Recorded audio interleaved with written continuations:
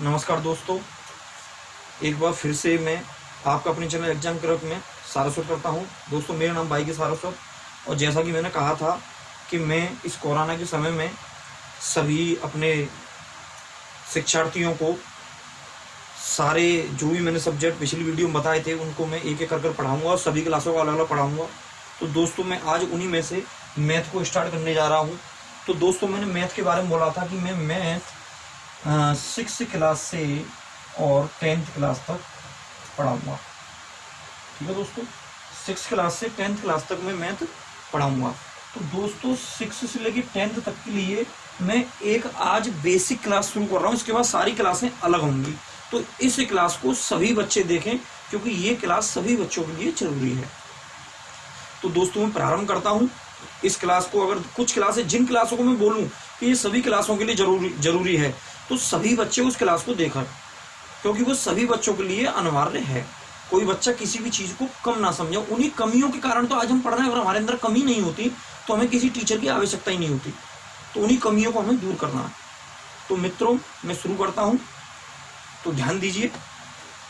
तो दोस्तों, सबसे पहले हम जब मैथ की बेसिक क्लास पढ़ते हैं तो उसमें सबसे पहले संख्याओं का नंबर आता है कि संख्या क्या होती है या नंबर्स क्या होते हैं।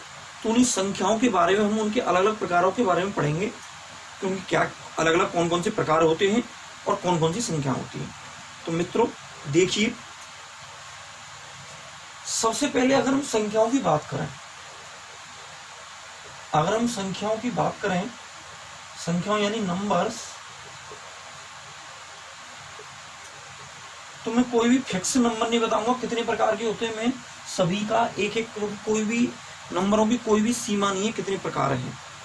मैं अभी आपके क्लास के हिसाब से जो आपके लिए जरूरतमंद है उन्हीं संख्याओं के प्रकारों के बारे में बताऊंगा, जो आपके आगे के चैप्टर में आपके काम में आने वाली है। तो सबसे पहले अगर हम दोस्त करें, संख्याओं को हमने बहुत सारे प्रकारों में बांटा है।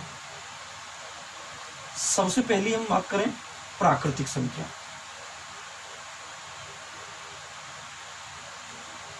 कौन सी बच्चों? प्राकृतिक संख्या। इसको हम बोलते हैं दोस्तों नेचुरल नंबर। Natural number.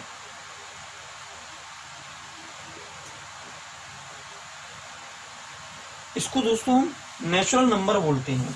मैं इंग्लिश का भी यूज करूंगा, लेकिन इतनी ही करूंगा कि इंग्लिश वाले बच्चों को समझ में आ जाए, क्योंकि ये क्लासेज अधिकतर उन बच्चों के लिए हैं, क्योंकि और चैनलों पे ज्यादातर इंग्लिश का यूज किया था। मैं इंग्लिश का भी यूज करूंगा, लेकिन इतना ही करूंगा कि इंग्लिश जो पढ़ने वाले बच्चों को समझ में आ जाए और हिंदी मीडियम को बहुत ही आसानी से समझ में आएगी। उसके बाद दोस्तों हम पढ़ेंगे आपकी पूर्ण संख्या। क्या पढ़ेंगे दोस्तों? पूर्ण संख्या यानी होल नंबर।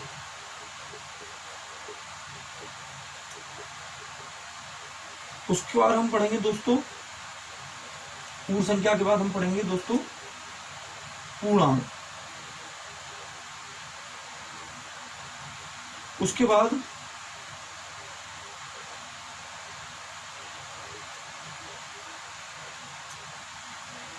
दोस्तों हम पढ़ेंगे सम संख्या।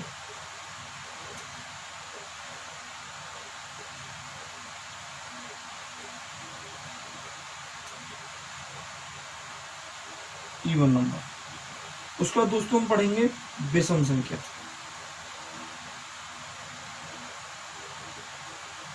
Odd number. उसके बाद दोस्तों हम पढ़ेंगे वास्तविक संख्या।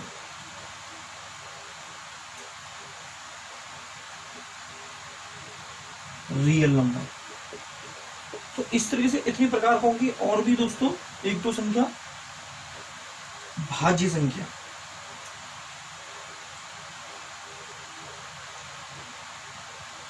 अभाज्य संख्या,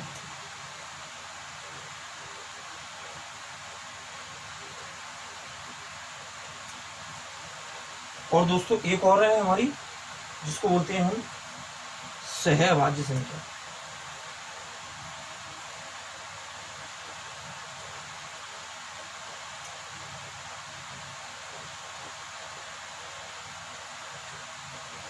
इसको बोलते हैं हम कंपोजिट नंबर।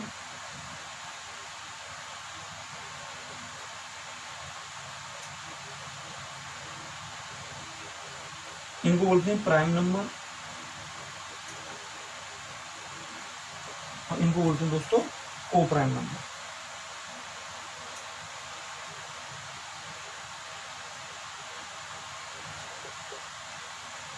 तो इतनी हम संख्याओं के बारे में पढ़ेंगे जिससे हमारा थोड़ा सा जो प्रारंभ हुआ है मैथ का।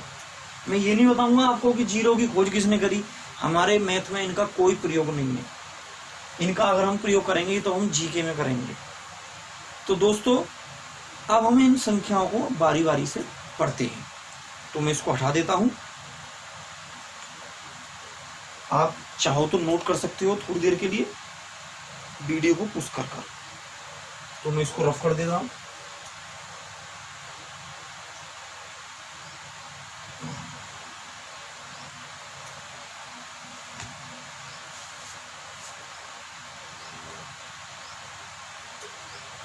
अब इनको हम बारी बारी से जानते हैं कि ये होते क्या हैं।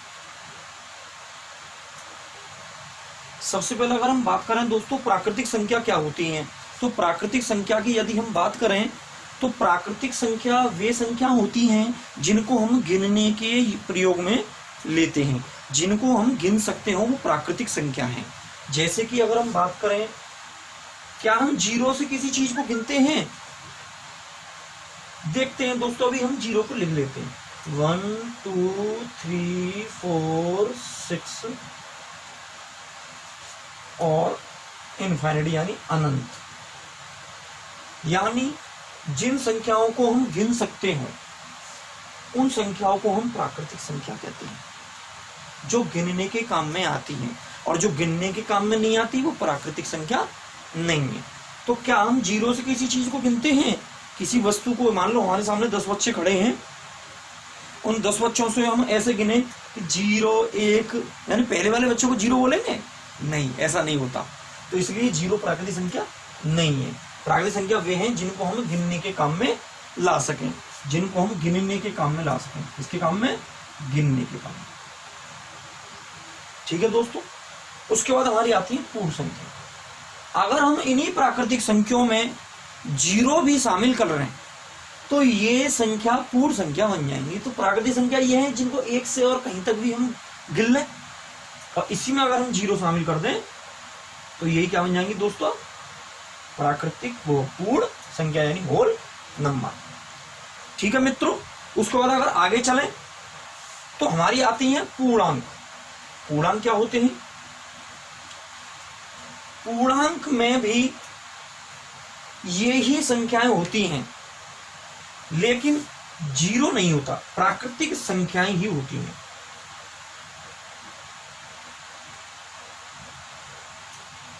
और अनंत तक होती हैं। लेकिन ये पूर्णांक ही हैं, लेकिन अगर इन्हीं पूर्णांक पर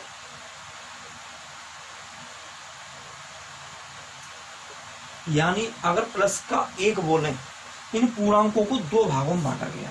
कितने भागों में? 2 भागों में। एक तो धन पूर्णांक और एक ऋण पूर्णांक। एक ऋण पूर्णांक, पॉजिटिव इंटीजर्स और नेगेटिव इंटीजर्स, 2 प्रकार के होते हैं, धन पूर्णांक और ऋण पूर्णांक। इन्हीं को, यानी जितनी भी हमारी प्राकृतिक संख्याएं हैं, जैसे मान लो प्लस का 1, प्लस का 2, प्लस का 3, प्लस का 4, जितने पे भी प्लस का साइन लग रहा होगा वो सभी हमारे धन पूर्णांक होंगे। यानी किसी भी संख्या पर अगर हम प्लस का साइन लगा दें जिनको हम गिन सकें तो वो सारे धन पूर्णांक। अगर उन्हीं गिनने वाली संख्या पर यदि हम माइनस की संख्या लगा दें तो वो ऋण पूर्णांक हो जाएंगे। उसके बाद अगर हम सम संख्या की बात करें, सम संख्या को बोलते हैं इवन नंबर। तो जिनको हम 2 से डिवाइड कर सकें, जिनमें 2 का डिवाइड चला जाए, 2 का भाग चला जाए, वो हमारी सम संख्या है। जैसे 2 4 6 100 यानी 100, 120 120 और तुम्हारा 580, इस तरीके की संख्या जितनी भी होंगी ये सम संख्या होंगी, क्योंकि इन सब में 2 से डिवाइड जा रहा है। और 2 का डिवाइड कब जाता है दोस्तों, पता है आपको? 2 का डिवाइड तब जाता है जब किसी भी संख्या के लास्ट में या तो 0 आ जाए, या 2 आ जाए, या 4 आ जाए, या 6 आ जाए, या 8 आ जाए। अगर इनमें से कोई सा भी अंक लास्ट में आ जाए तो वो संख्या किससे डिवाइड होंगी? 2 से। जैसे इनमें 0 आ रहा तो ये 2 से डिवाइड होंगी, 6 आ रहा है इसमें 2 से डिवाइड होगी, इसमें 2 है, मान लो एक और लिख ली हमने, मान लो लिख लिया हमने 128। अब इसमें 8 आ रहा तो ये भी 2 से डिवाइड होने वाली, तो ये सारी हमारी क्या है, सम संख्या है। अगर आगे बात करें विषम संख्या की, तो विषम संख्या कौन सी होती है? अगर विषम संख्या की बात करें तो विषम संख्या वे होती हैं जिनमें 2 का भाग ना जाए, जिनमें 2 का डिवाइड ना जाए। जैसे कि अगर हम बात करें 3, 5, 7, 121, 17, 235, क्या ये बताओ इनमें 2 का डिवाइड जाएगा? क्यों नहीं जाएगा इनमें 2 का डिवाइड? पता है, क्योंकि इनके लास्ट में इनमें से कोई भी अंक नहीं आ रहा है, और इनके में से कोई भी अंक यदि इनके लास्ट में नहीं आ रहा है तो ये सभी क्या हैं? ये सभी दोस्तों हमारी अभाज्य संख्या है। कौन सी संख्या है? अभाज्य संख्या यानी प्राइम नंबर, सॉरी विषम संख्या यानी ऑड नंबर। ये हमारी सारी क्या है? विषम संख्या। अब आते हैं हम वास्तविक संख्या पे। तो वास्तविक संख्या को थोड़ा हम अच्छे से जानेंगे दोस्तों। अगर आपको इनको नोट करना है तो आप नोट कर लीजिए। हम वास्तविक संख्या को अलग से जानते हैं, वीडियो को पुश कीजिए और इनको नोट कीजिए। अब आगे हम बाकी की वास्तविक संख्या को बताते हैं। वास्तविक संख्या से पहले अब दोस्तों हम वास्तविक संख्या को बाद में बताएंगे, पहले हम भाज्य और अभाज्य के बारे में जान ले रहे हैं, जो कि छोटी सी चीज है। अगर भाज्य और अभाज्य की बात करें, भाज्य संख्या कौन सी होती है? जैसे नाम लेने से मालूम पड़ रहा है, भाज्य का मतलब कंपोजिट नंबर, नाम से ही पता पड़ रहा है ऐसी संख्याएं जिनमें किसी न किसी का भाग चला जाए यानी डिवाइड हो जाए, वो सारी क्या हमारी भाज्य संख्या है। जैसे अगर हम कोई भी नंबर लें, मान लो हमने 17 को ले लिया, हमने ले लिया 131, हमने ले लिया 28, हमने ले लिया 10। अब ये संख्या हमें पता करना है ये भाज्य है या अभाज्य है, या भाज्य और अभाज्य, भाज्य की हमें ये पता करना भाज्य संख्या होती कौन सी है। तो दोस्तों भाज्य संख्या वो होती हैं जिनमें खुद से डिवाइड चला जाए और किसी अन्य से भी डिवाइड चले। 1 का तो सब में जाता है, तो खुद से भी, 1 से भी और किसी अन्य से भी डिवाइड चला जाए, वो हमारी अभाज्य संख्या नहीं भाज्य संख्या होती है। यानी खुद से भी भाग चला जाए, एक से भी भाग चला जाए और किसी अन्य से भी भाग चला जाए। जैसे इनके बारे में हम थोड़ा जांच पड़ताल करते हैं, जो बराबर हमारी संख्या लिखी हुई है।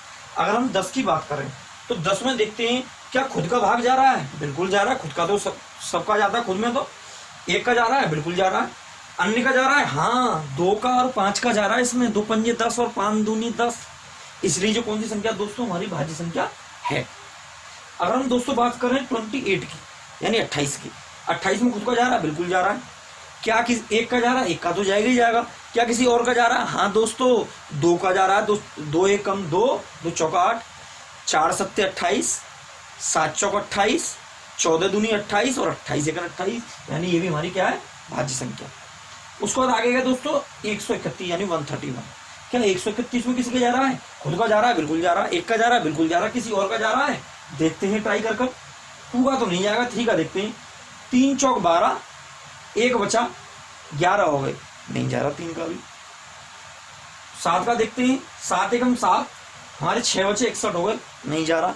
यानी 131 में किसी और का नहीं जाएगा, खुद का जा रहा है, 1 का जा रहा है। लेकिन हमें भाज्य संख्या लिए खुद का भी चाहिए, 1 का भी चाहिए और अन्य का भी चाहिए, इसलिए ये हमारी भाज्य संख्या नहीं है। कौन सी है? हमारी ये अभाज्य संख्या। कौन सी है दोस्तों? ये हमारी अभाज्य संख्या, अभाज्य, हमारी अभाज्य संख्या। तो अभाज्य संख्या के बारे में हम बाद में जानेंगे, इसलिए हमको यहाँ से इसको मिटाना पड़ेगा और हमें 17 को भी मिटाना पड़ेगा, क्योंकि इसमें भी खुद का और 1 का जाता, किसी और का नहीं जाता, तो ये भी हमारी भाज्य संख्या नहीं है। और भी हम भाज्य संख्या ले लें, जैसे 24 ये भाज्य संख्या है, और 136 यही भाज्य संख्या। ये सारी हमारी क्या है? भाज्य संख्या, क्योंकि इनमें खुद का भी जा रहा है, 1 का भी जा रहा है, किसी और का भी जा रहा है। अगर हम आगे बात करें दोस्तों, तो आगे हमारी आती है भाज्य संख्या, तो जिनमें सिर्फ खुद का जाए और 1 का जाए और किसी अन्य का ना जाए, सिर्फ इन खुद का और 1 का ही जाए, वो कौन सी होंगी? हमारी अभाज्य संख्या होंगी, प्राइम नंबर होंगे। जैसे अभी कुछ संख्या हमने लिखी थी यहाँ पे 131, और दोस्तों 17 लिखी थी, 17, 131, 37, 141, इसमें तो चला जाएगा 101।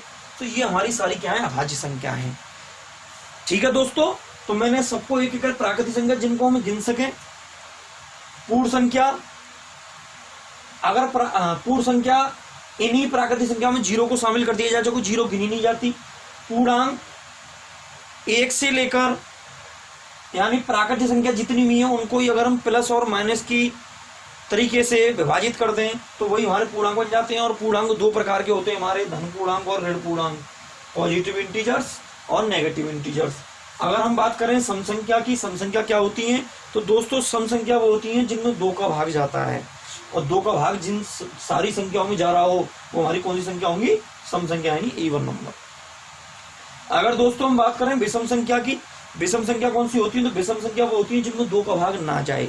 तो मैंने सबके बारे में बता दिया, 2 का भाग, ये सारी संख्याओं में 2 का भाग नहीं जाएगा। अगर हम वास्तविक संख्या, तो इनके बारे में बाद में बताऊंगा, मैंने बोल दिया था, अभी बताने वाला हूँ इसके बाद, क्योंकि ये थोड़ा इसके लिए ज्यादा जगह चाहिए। उसके बाद भाज्य संख्या यानी हमारे कंपोजिट नंबर। कंपोजिट नंबर क्या कहते हैं, जिनमें खुद का भाग चला जाए, एक का चला जाए और अन्य का चला जाए। तो ये सारी संख्या जिनमें खुद का भी जा रहा था, एक का भी जा रहा था, किसी अन्य का भी जा रहा था, तो हमारी कौन सी हो गई, भाज्य संख्या हो गई। उसका हमारी अभाज्य संख्या आती है दोस्तों। अभाज्य संख्या कौन सी होती है, जिनमें खुद का भी चला जाए, एक का चला जाए, लेकिन किसी और का नहीं जाए, ये किसी और को अपने घर में अंदर नहीं आने देती हैं, इसलिए ये क्या है दोस्तों, ये हमारी अभाज्य संख्या है। तो दोस्तों मैं इनको मिटाता हूं, पुष्कर कर इन सभी को आप नोट्स कर सकते हो, स्क्रीनशॉट ले सकते हो। तो दोस्तों इनको मैं मिटाता हूं और आगे आपको बताने वाला हूं, ठीक है दोस्तों। तो आगे चलते हैं।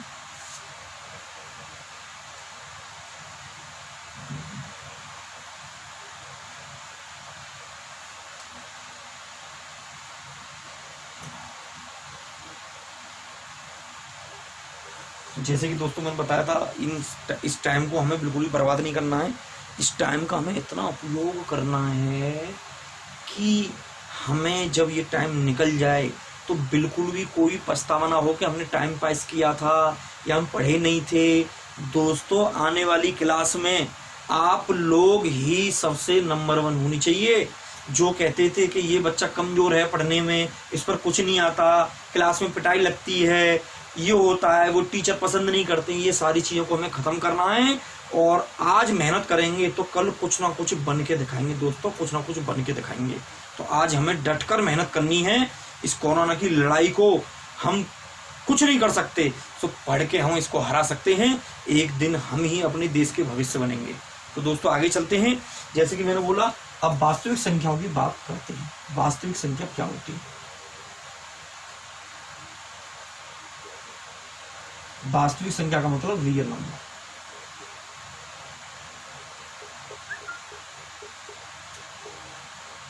इंग्लिश का मैं बहुत कम यूज करूंगा दोस्तों, क्योंकि कुछ बच्चे जो गांव देहातों में पढ़ रहे हैं, वैसे कुछ मैं ऐसी भयंकर इंग्लिश में नहीं लिख रहा जिससे आप लोगों की समझ में भी नहीं आए। मैं नॉर्मली ही लिखूंगा जो आपकी समझ में आ जाए, और इससे ज्यादा मैं कोई बात नहीं करना चाहूंगा इसके बारे में। आगे अगर हम चलते हैं वास्तविक संख्या के बारे में, तो वास्तविक संख्या क्या होती है? तो वास्तविक संख्याओं को हमने 2 भागों में बांटा गया है। कितने भागों में बांटा है दोस्तों? 2 भागों में। कौन कौन सी? पहली हो गई हमारी परमेय संख्या। कौन सी? परमेय संख्या। और दूसरी हो गई हमारी कौन सी? अपरमेय संख्या। कौन सी दोस्तों? अपरमेय संख्या। तो परमेय और अपरमेय संख्या के बारे में हम जानते हैं कि परमेय और अपरमेय संख्या होती क्या है। तो परमेय संख्या को हम बोलते हैं दोस्तों क्या? Rational number. और अपरमेय संख्या को बोलते हैं इरेशनल नंबर। ये सिर्फ इंग्लिश वालों के लिए, ताकि उनको भी ये दिक्कत ना आए कि उनको नई चीज तो नहीं पढ़ रहे, उनको भी समझ में आ जाए कि हमें क्लास में ये चीज पढ़ाई गई थी। और हिंदी वालों के लिए तो बिल्कुल समझ में आ ही रही थी। तो परमेय संख्या और अपरमेय संख्या, रैशनल नंबर और रैशनल नंबर, परमेय और अपरमेय होती क्या है? तो देखो, परमेय के बारे में अभी तक हम सुनते आ रहे हैं दोस्तों कि ऐसी संख्याएं जिनको हम P/Q के रूप में लिख सकें और Q उसमें 0 के बराबर ना हो। ये जो Q जो है वो 0 के बराबर ना हो। इसका मतलब क्या है? यानी ऐसी संख्याएं जिनको हम अंश और हर के रूप में लिख सकें, यानी भिन्न के रूप में। ऊपर अंश होता है, नीचे हर होता है। और इनमें जो हर जो है ना वो 0 नहीं होना चाहिए। अगर किसी संख्या के नीचे हमने 0 लगा दिया, ऊपर वाला तो P हो गया, नीचे Q हो गया, यानी अंश हो गया और हर हो गया, और हर हमारा 0 हो गया, तो ये परमेय संख्या नहीं कहलाएगी दोस्तों। ये परमेय क्या कहलाएगी वो तो बाद में बात करेंगे, लेकिन परमेय नहीं होगी। तो हमें Q की जगह पे 0 ले रहे हैं, हर की जगह पे 0 लिया जाएगा। यानी परमेय संख्या जिनको हम P/Q के रूप में लिख सकें, वो कौन सी संख्या? हमारी परमेय संख्या। अब परमेय संख्या के बारे में थोड़ा और डिटेल में जानते हैं। तो देखिए परमेय संख्या कौन कौन सी होती है। सबसे पहले तो ये जान लें। एक बात बताइए दोस्तों, अगर हम, मेरे पास मान लो कोई संख्या है 5, ये परिमेय संख्या है, पता नहीं, पता करते हैं क्या ये प्राकृतिक संख्या है। हाँ, क्योंकि हम 5 गिनते हैं। प्राकृतिक संख्या मैंने बोली थी 1 से लेकर और अनंत तक सारी संख्या कौन सी होती है, प्राकृतिक, और 5 को भी हम गिनने के काम में लेते हैं। तो ये भी हमारी कौन सी संख्या, प्राकृतिक संख्या। तो जितनी भी संख्या है, चाहे वो प्राकृतिक हो चाहे कितनी भी संख्या हो, कितनी भी, उन सभी संख्याओं के नीचे 1 होता है। यानी अंश यदि हम 5 को मान लें, तो हम अगर हर को 1 मान लें, यानी q को यदि हम 1 मान लें, यानी नीचे वाले q को यदि हम 1 मान लें, तो हमें कोई भी फर्क नहीं पड़ेगा। क्योंकि अगर 1 का भाग अगर हम 5 में देते हैं तो क्या कोई फर्क पड़ेगा दोस्तों? नहीं, आंसर क्या आएगा? 5 ही आएगा। तो लेकिन हमें 1 से क्या फायदा हुआ? 1 से ये फायदा हुआ कि हमें p भी मिल गया और q भी मिल गया, अंश भी मिल गया और हर भी मिल गया, और हर हमारा 0 भी नहीं है। तो क्या ये परिमेय संख्या नहीं है? है।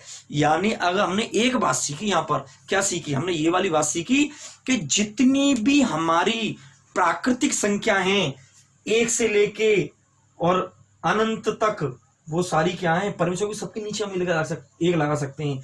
तो सबसे पहले परिमेय संख्या कौन कौन सी होंगी, मैं एक एक करके लिखता हूं। सारी प्राकृतिक संख्या जो हमने थोड़ी देर पहले पढ़ी थी, वो सारी प्राकृतिक संख्या हमारी क्या होंगी? परिमेय होंगी। उसके बाद अगर हम पूर्ण संख्या की बात करें, तो पूर्ण संख्या भी हमारी सारी क्या होंगी? परिमेय होंगी।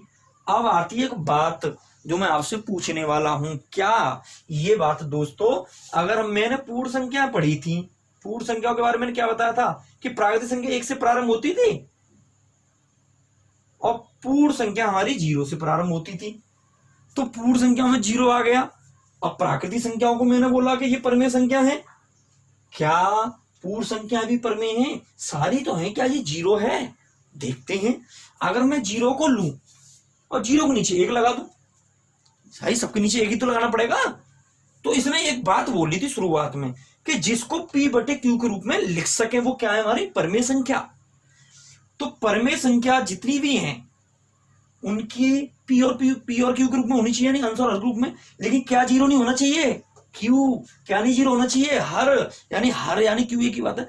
तो हर हमारा 0 नहीं होना चाहिए। लेकिन यहाँ पे क्या 0 है? अंश, यानी p 0 है, q 0 नहीं है। ऊपर वाला ही तो 0 है। तो ऊपर वाले 0 के लिए तो उसने मना नहीं किया, यानी ये भी हमारी परिमेय संख्या है, क्योंकि इसके लिए उसने मना नहीं किया। ये भी हमारी परिमेय संख्या है। क्या है दोस्तों? ये भी हमारी परिमेय संख्या। तो हमारी जी सारी पूर्ण संख्या ये भी परिमेय हो गई, क्योंकि ऊपर वाला ही तो 0 आ रहा है। तो ये भी हमारी पूर्ण संख्या भी क्या हो गई? परिमेय संख्या। आगे बात करें, ये हमारी पूर्ण संख्या कहानी खत्म। तो हम ये बात समझ गए दोस्तों, सबकी समझ में आ रहा है? अगर कोई भी दिक्कत आ रही हो तो मुझे आप कॉल करके बता सकते हैं। मैं आपका नंबर बता दे रहा हूँ। कोई भी समस्या आती है कि सर हमें उस वाली जगह पर समस्या आ रही है, तो मेरा नंबर है दोस्तों 8630847705। ये हमारा नंबर है। इस पर आप किसी भी समय रात्रि 10 बजे से पहले, 10 बजे से पहले आप किसी भी समय फोन कर सकते हैं। ठीक है दोस्तों? और अगर कोई इमरजेंसी आप 10 बजे के बाद भी कर सकते हो, ऐसी कोई दिक्कत नहीं है। तो दोस्तों उसके बाद हमने सीखी थी हमारे पूर्णांक। क्या पूर्णांक हमारी परिमेय संख्या है? तो पूर्णांक की बात करते हैं। तो पूर्णांक मैंने 2 तरीके पढ़े थे, धनात्मक पूर्णांक और ऋणात्मक पूर्णांक। याद करो, पूर्णांक यानी प्राकृतिक संख्याओं पर यदि हम प्लस की चिन्ह लगा दें तो वो सारे धनात्मक पूर्णांक बन जाएंगे, और ऋण के चिन्ह यानी माइनस के चिन्ह लगा दें तो सारे ऋणात्मक पूर्णांक बन जाएंगे। तो सभी प्राकृतिक संख्या जो है उन पर अगर हम प्लस का चिन्ह लगा दें तो वो सभी क्या बन जाएंगे? धनात्मक पूर्णांक, और ऋण का चिन्ह लगा दें तो ऋणात्मक पूर्णांक। अब मैं इन सबके नीचे 1 लगाता हूं, क्योंकि कहानी तो वही है ना, 1 लगाता हूं।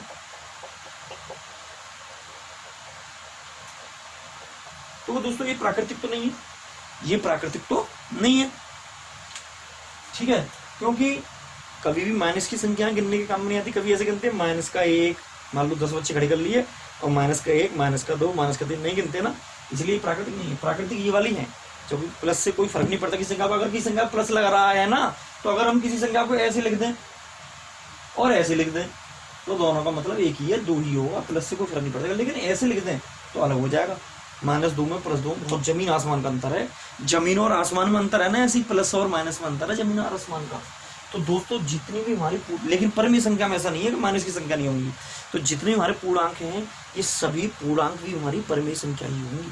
क्योंकि इनके नीचे भी 1 लग रहा है, क्योंकि उसने कभी उसके नियम में उसने ऐसा नहीं बोला कि माइनस का नहीं होना चाहिए, उसने बोला सिर्फ P अपन Q ग्रुप होनी चाहिए, लेकिन Q जीरो ना हो। तो Q हमें कहीं पे भी जीरो नहीं मिल रही, यानी सारी संख्या ये क्या है, परमेय संख्या है, रेशनल नंबर है। तो हमारी पूर्णांक भी क्या है दोस्तों, परमेय संख्या है। पूर्णांक भी क्या है, परमेय संख्या है। उसके बाद हमारे यहाँ दोस्तों जितनी भी अभाज्य हैं, भाज्य हैं, सम हैं, विषम हैं, ये सभी हमारी सब प्राकृतिक में आ जाती हैं सारी। भाई 17 प्राकृतिक में नहीं आती, 2 प्राकृतिक में नहीं आती, 6 नहीं आती, ये सारी हमारी परमेय संख्या है। ठीक है दोस्तों, परमेय संख्याओं के बारे में ये तो हमने छोटी छोटी जानकारी ले ली। देखिए जिस जगह कुछ जगह हम रुक जाते हैं उनके बारे में ही बताएंगे, तो उनके लिए मैं कंपेरिजन करूंगा दोनों के लिए, दोनों का। तो पहले हम कुछ चीजें अपरमेय संख्या के बारे में जान लेते हैं। अब अपरमेय संख्या कौन सी नहीं होती, ये P अपन Q के रूप में अगर लिख भी रही हूं तो एक तो इनमें जीरो मिलेगा आपको जरूर, ठीक है, यानी जीरो अगर मिल जाए Q की जगह पर तो अपरमेय संख्या हो जाएंगे। तो अपरमेय संख्या कौन कौन सी होती है, एक तो दोस्तों अगर हम बात करें अपरमेय संख्या कौन सी होगी, जैसे अगर मान लो मैंने कोई दशमलव की संख्या दी थी और उसके बाद दशमलव संख्या आ गई, यानी खत्म ही नहीं हो रही। मान लो दशमलव संख्या जो कभी खत्म ही नहीं होगी, पॉइंट पे चलता ही रहेगा, यानी भाग दिया मान लो हमने किसी संख्या का, मान लो 1 में हमने 17 का भाग दिया और 17 भाग अगर हमने 1 में दिया और ये कभी खत्म नहीं हुआ, तो इसका मतलब ये अपरमेय संख्या। अब ये भी P अपन Q के रूप में है क्या, नहीं है, लग तो रही है परमेय, लेकिन है परमेय। इसकी वजह जानते हो, इसकी वजह यही है, ऐसे क्वेश्चन गंभीरता से पूछता है, डायरेक्ट देगा भिन्न आपके सामने कि क्या ये अपरमेय है या परमेय है, तो आप खुद समझ जाना। जब ये सीधे सीधे बता रहा है कि परमेय या परमेय, तो इतना आसान तो देगा नहीं कि डायरेक्ट हम कहते हैं परमेय है, ऐसा नहीं होगा। इसमें कुछ ना कुछ तो है, तो इसका हमें डिवाइड करके देखना पड़ेगा, ये कभी खत्म नहीं होने वाला। डिवाइड करके देखना आपका ये काम है, इसको डिवाइड करके देखना। अगर आप खत्म करके दिखा दो तो मेरी तरफ से 500 रुपये ना, इसको खत्म करके दिखा देना। समझ में नहीं आया, ऐसा होगा नहीं, इसलिए ये परमेय संख्या होगी जो कभी खत्म नहीं होती। पॉइंट के बाद वो सारी परमेय संख्या होती है। और कौन सी परमेय संख्या होती है, देखो आपने अंडरवुड के बारे में सुना होगा, मान लो ये 16 है, अंडरवुड इसको हिंदी में बोलते हैं वर्गमूल 16। अगर हम 16 का वर्गमूल निकालें तो हमें मालूम है यदि हम 4 का 4 में गुणा कर दें 16 आता है, यानी अगर हम वर्गमूल के अंदर 16 के फैक्टर करें 4 हो तो 4 यदि जोड़ा बन जाए तो वर्गमूल निकल आता है, यानी अंडरवुड 16 का वर्गमूल 4 आया, यानी इसका वर्गमूल निकल गया। ये 4 का वर्ग है 16 और 16 का वर्गमूल है 4। वर्गमूल और घनमूल सब बताने वाला हूँ आगे, अभी थोड़ी सी छोटी सी बात समझ लो। ये वर्गमूल इसका निकल रहा है, इसलिए ये परमेय संख्या है, अपरमेय नहीं है।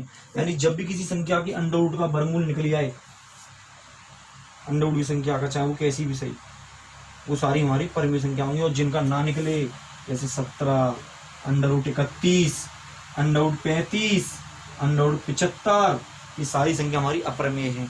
अभी मैंने दशमलव की बात करी थी कि जब कभी खत्म ना हो वो सारी अपरमेय होंगी, लेकिन जो खत्म हो जाए समय से पहले वो सारी हमारी कैसी होंगी, परमेय संख्या होंगी।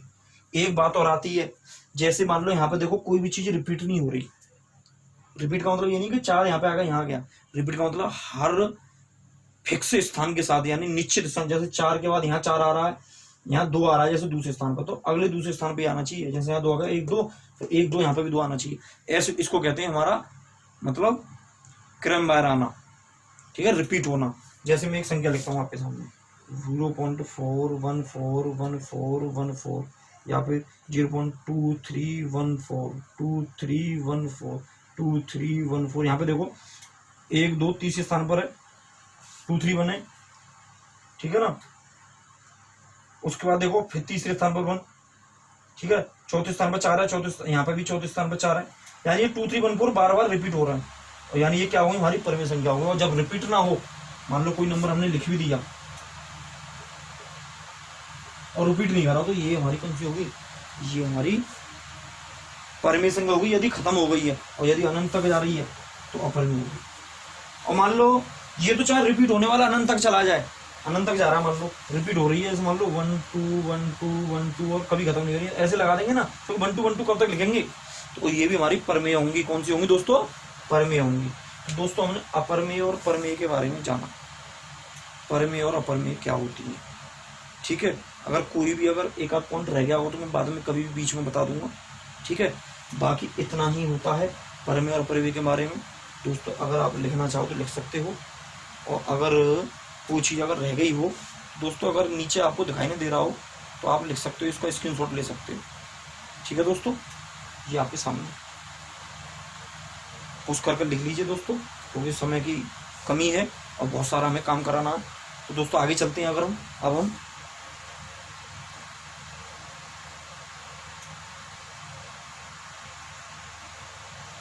ठीक है दोस्तों, तो मैं इसको मिटाता हूँ। तो ये हमने मैथ का जो बेसिक था वो क्लियर कर लिया है। इसके बाद हम आगे जो भी हमारी शुरुआत होगी बिल्कुल बेसिक से, वो हम प्रारंभ करने वाले हैं। और अभी बेसिक क्लास खत्म नहीं हुई है, अभी बेसिक क्लास सबके लिए चलेगी। ये क्लास हाई स्कूल वालों के लिए भी जरूरी है, 9 वालों के लिए भी, 8 के लिए भी, ठीक है, 7 के लिए भी, 6 के लिए भी, ये सभी क्लासों के लिए जरूरी है दोस्तों। जब मुझे लगेगा कि ये क्लास सभी क्लासों को अलग है तो अलग क्लास से पढ़ेंगी। टाइम पास कर नहीं रहा मैं, इस सारी चीज़ों कमियों के कारण ही आज तुम कॉन्फिडेंस नहीं है तुम्हारे अंदर। अगर मेरे अंदर 1% कमी होगी तो मैं किसी के सामने खड़ा नहीं होऊंगा। अगर आपको किसी के सामने खड़ा होना है, किसी एग्जाम को क्रैक करना है या अपनी परीक्षा को पास करना अच्छे से, तो दोस्तों आपके अंदर छोटी छोटी जो कमियां उनको भी खत्म करना होगा, तभी हम इन चीज़ों को खत्म कर पाएंगे, अपने डर को खत्म कर पाएंगे। ऐसा कार्य कीजिए कि अगर अगली क्लास में जब हम आए तो हमारे अध्यापक जो भी टीचर हों वो भी हमसे ये कहें कि अरे बच्चों, आप तो अभी तक आप भूले ही नहीं, तो आप भी मेरे बारे में कहो कि हमें योगेश सर ने यानी बाइगे सारस्वत ने ये चीज़ें पढ़ाई की। तो दोस्तों अब मैं अपनी वीडियो को यहीं समाप्त करता हूँ, और आगे नेक्स्ट जो मैं बेसिक लाने वाला हूँ वो मैं दोस्तों आपका बेसिक शुरू करने वाला हूँ। कहाँ से? वो मैं आपका शुरू करने वाला हूँ दोस्तों गुणनखंड से, यानी फैक्टर से।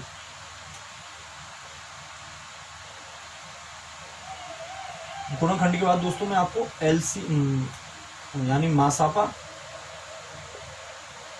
और लासापा बताऊंगा, यानी एलसीएम और एचसीएफ। उसके बाद दोस्तों बताऊंगा मैं आपको भिन्न। ये 3 चीजें होंगी हमारी, उसके बाद आगे बताएंगे। ठीक है दोस्तों, तो इतनी बातें आपको ध्यान रखनी है। ये सारी चीज़ जितनी पढ़ाई है मैंने, इसमें इतनी ज़्यादा मेहनत की आवश्यकता नहीं है, बस आपको थोड़ा फिर भी पढ़ना है ताकि आपको दिक्कत नहीं आए आगे आने वाली क्लासों में। मैं हकीकत बता रहा हूँ, एक कड़ी से कड़ी में जोड़ के चलने वाला हूँ। जब कड़ी से कड़ी जुड़ेगी तभी हमारी एक मजबूत एक टीम की इमारत तैयार होगी।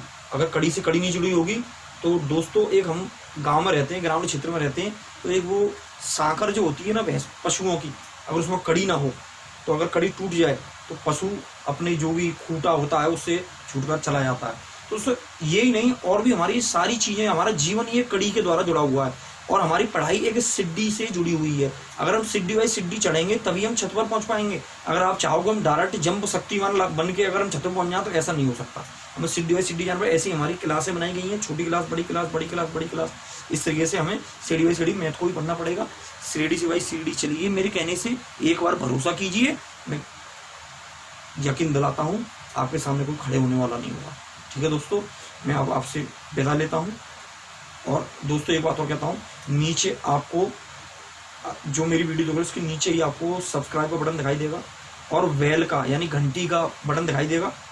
उन दोनों बटनों को दबाइए और मेरे चैनल को लाइक भी कीजिएगा। अंगूठे का निशान दिखाई देगा, लेकिन नीचे अंगूठे का उसको मत कर देना, उसका मतलब मुझे पसंद नहीं आई।